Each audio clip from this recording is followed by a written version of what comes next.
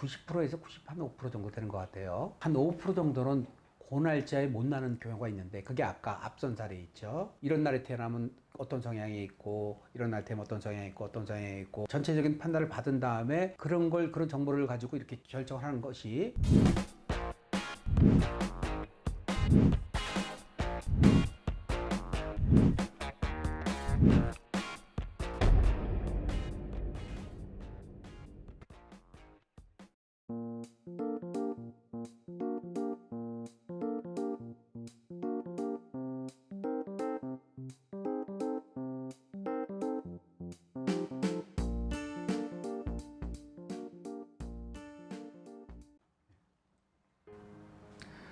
안녕하십니까.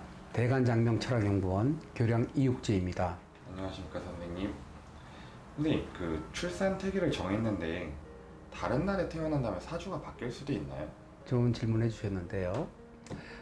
요즘은 예전과 달리 예전에 출산태기를 잘 안 했습니다. 그런데 요즘은 시대가 많이 바뀌어서 제왕절개를 한다 하면 거의 많은 분들이 출산태기를 하는 추세로 바뀌고 있습니다. 출산태기를 할 때는 보통 신경 써야 될 부분이 있는데 산모의 그 자궁 건강입니다.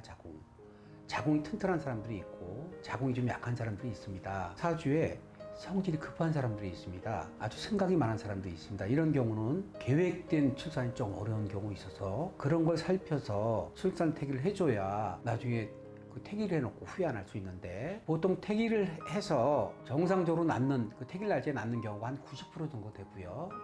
90%에서 95% 정도 되는 것 같아요. 한 5% 정도는 그 날짜에 못 나는 경우가 있는데, 그게 아까 앞선 사례 있죠. 자궁 건강이 약화되든지, 그 다음에 첫 번째냐 두 번째냐 출산이냐 경산이냐에 따라서 날짜가 좀 달라집니다. 그래서 경산 같은 경우는 좀 빨리 나올 수 있어요.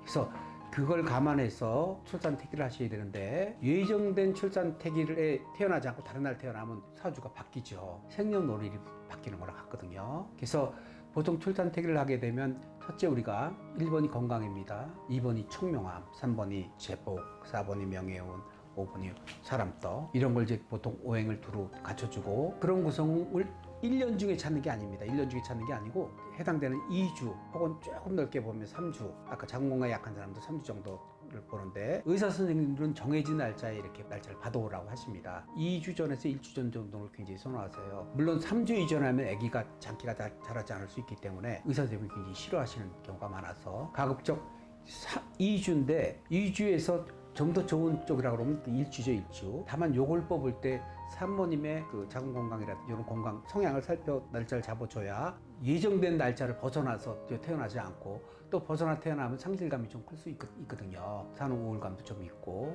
물론 성격 전문 같은 경우는 그런 일이 없는데, 그럴 수 있어서 출산 태기를 한다 하면 내가 좀 빨리 나올 수 있나, 혹은 나는 참 기다릴 수 있어, 이런 본인들이 어느 정도 알거든요. 이런 걸 조율을 해서 날짜를 잡는 것이 좋고, 그래야 사주가 바뀌어서 당황하지 않거든요. 그 사주라는 것은 아까 말씀드린 오행을 살펴 넣어보면 정체성이 나오죠. 정체성. 날짜에 따라서 인물도 바뀌어집니다. 엄마 아빠가 미남이라도 아기가 미남 아닌 경우 있어요. 반대로 엄마 아빠는 조금 덜 미남이라도 아기는 아주 예쁘게 나올 수 있거든요. 그런 차이가 그런 날짜에 따라서 미세하게 바뀌는 부분들이 있으니까, 이왕 출산 태기를 하신다 하시면 신뢰받는 곳에서 이렇게 정확한 상담을 받고, 이 날이 좋아요 이렇게 받는 거는 의미가 없고 설명을 좀 들으셔야 됩니다. 이런 날에 태어나면 어떤 성향이 있고, 이런 날 태어나면 어떤 성향이 있고, 어떤 성향이 있고, 전체적인 판단을 받은 다음에 그런 정보를 가지고 이렇게 결정을 하는 것이, 아까 사주가 바뀐다, 바뀌면 어떡하느냐,